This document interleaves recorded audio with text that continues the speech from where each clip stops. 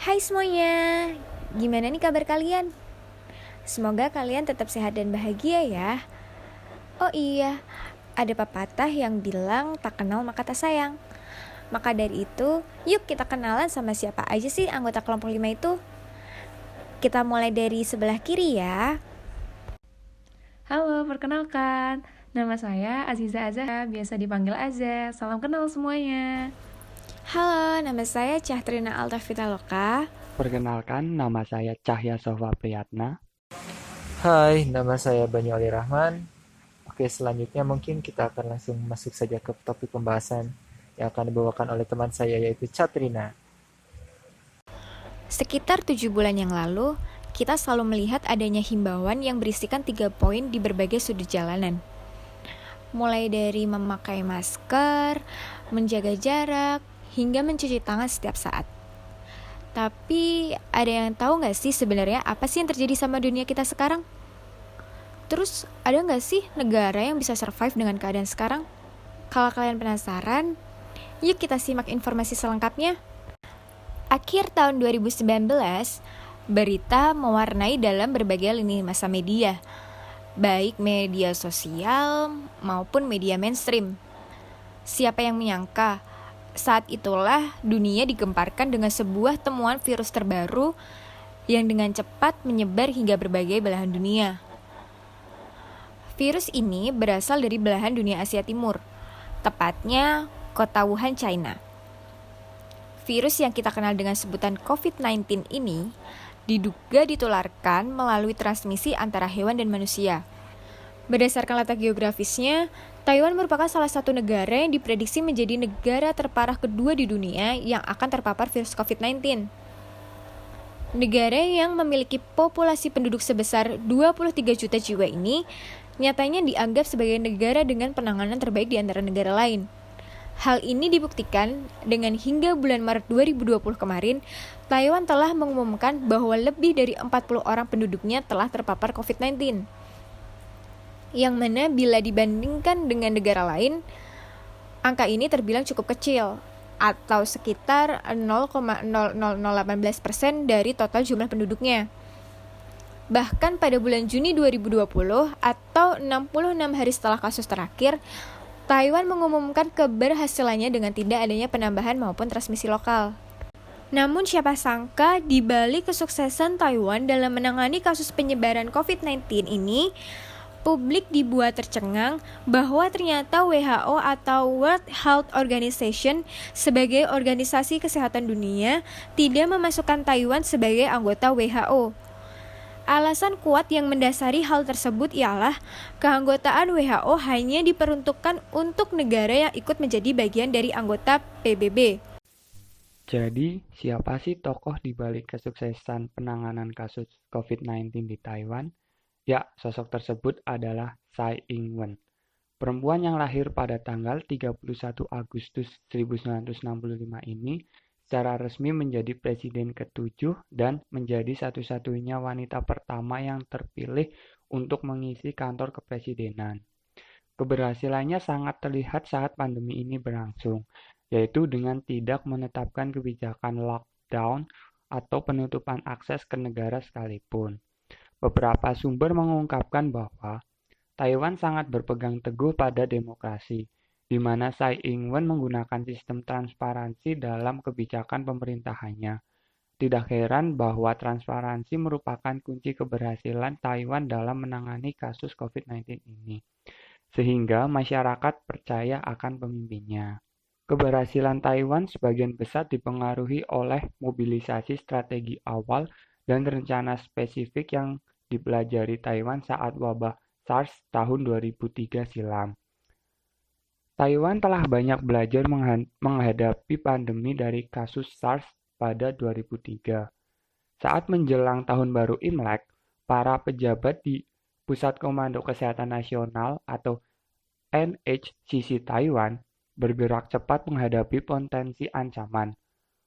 Fakta ini diungkap dalam Journal of the American Medical Association atau JAMA. Nah, teman-teman, sebelumnya sudah dijelaskan oleh Cahya ya terkait langkah utama yang menjadi fokus Tsai Ing-wen selaku Presiden Taiwan dalam penanganan kasus COVID-19. Untuk selanjutnya, kita akan mengupas lebih dalam nih terkait kebijakan-kebijakan yang diambil oleh pemerintah Taiwan di balik kesuksesannya. Oke, kita masuk ke yang pertama ya. Yang pertama adalah mobilisasi perbatasan. Pada awal Januari, Taiwan menerapkan kontrol ketat di perbatasan, yaitu membatasi perjalanan transportasi dari berbagai daerah yang terkoneksi dengan Cina, seperti minimalisasi pergerakan pintu masuk bandara, menghentikan kapal pesiar yang akan berlabuh, dan juga menerapkan kebijakan kesehatan dengan mewajibkan penggunaan masker. Tidak hanya itu, pemerintah Taiwan juga memberikan hukuman bagi siapapun yang melanggar aturan karantina. Untuk kebijakan yang selanjutnya adalah produksi protokol kesehatan. Pemerintah Taiwan meningkatkan produksi masker dalam negeri, yaitu memproduksi masker dari 1,8 juta masker menjadi 8-10 juta masker per hari. Hal ini untuk memastikan pasokan domestik tercukupi. Pada akhir bulan Januari, pemerintah juga melarang adanya ekspor masker dalam beberapa minggu untuk memastikan bahwa stok dalam negeri tetap terjaga. Untuk kebijakan yang ketiga adalah program penunjang bagi masyarakat Taiwan. Pemerintah Taiwan juga memberikan dukungan bagi mereka yang dikarantina dengan memberikan perlengkapan dasar seperti makanan dan buku. Pemerintah Taiwan juga meluncurkan program kesejahteraan yang memberikan tunjangan harian sebesar 30 US dollar bagi mereka yang terkena karantina selama periode 2 minggu. Selain itu, pemerintah Taiwan juga meluncurkan kupon stimulus sebesar 3.000 New Taiwan Dollar untuk mendorong kembali roda perekonomian di Taiwan. Ya, selain dari 3 kebijakan yang sudah teman saya jelaskan tadi, ternyata masih ada loh 3 kebijakan lainnya.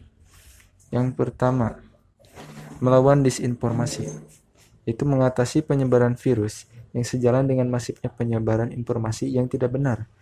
Dengan adanya Taiwan Fact Center, yaitu sebuah organisasi nirlaba yang berfokus pada pembongkaran disinformasi di Taiwan, akan memberikan informasi kepada masyarakat umum jika adanya disinformasi yang sebagian besar ditujukan kepada pemerintah Taiwan. Dengan adanya website organisasi ini, pemerintah dapat merespon cepat dan konsisten serta melakukan komunikasi yang transparan dalam penanganan kasus COVID-19. Kebijakan yang lainnya yaitu riset medis Taiwan. Taiwan juga telah berinvestasi dalam kapasitas penelitian biomedis selama beberapa dekade terakhir.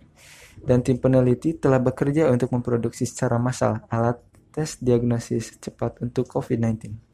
Taiwan juga melakukan pengujian corona di seluruh negeri, memantau dan tracking riwayat perjalanan dalam 14 hari, dan peningkatan aspek pengetahuan dengan meningkatkan investasi. Dan yang terakhir, yaitu kebijakan penanggulangan WHO. Penyelesaian terhadap hubungan Taiwan dengan WHO yang selama ini terus dihalangi oleh Beijing, namun Taiwan secara intensif terus memberikan strategi pencegahan epidemik dengan negara-negara lain melalui telekonferensi dan juga membantu negara-negara yang tidak memiliki kemampuan medis canggih untuk memproses sampel dari pasien. Pada bulan Januari 2020, Tsai Ing-wen menegaskan bahwa Taiwan tetap ingin menjadi bagian dari WHO dengan terus mengajukan keberatan, yaitu Taiwan seharusnya tidak ditinggalkan pada saat kerjasama global saat diperlukan. Akan tetapi WHO dinilai masih mengesampingkan kesehatan daripada politik.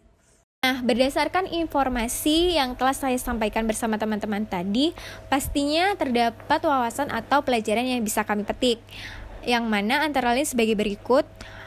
Pertama, manajemen dan leadership yang kuat dibutuhkan dalam penanganan COVID-19 dengan didukung kemajuan teknologi dan penggunaan analisa data besar yang terintegrasi untuk membantu pengambilan keputusan. Yang kedua, mengupayakan percepatan penanganan COVID-19 menggunakan pendekatan epidemiologi melalui identifikasi, klasifikasi, survei, kontrol penularan, dan penemuan kasus secara proaktif. Yang ketiga, sikap pemerintah untuk mengalokasikan dan mengontrol sumber daya yang ada, serta jalinan komunikasi yang baik antara pemerintah dan masyarakat. Yang keempat, semangat demokrasi, transparansi, dan keterbukaan yang dimiliki oleh budaya dan masyarakat Taiwan telah mendorong kesuksesan di bidang kesehatan. Nah, cukup sampai di sini dulu ya untuk pemaparan materi dari kelompok 5. Apabila terdapat kesalahan kata, kami mohon maaf yang sebesar-besarnya. Sampai jumpa dan Terima Terima kasih. kasih.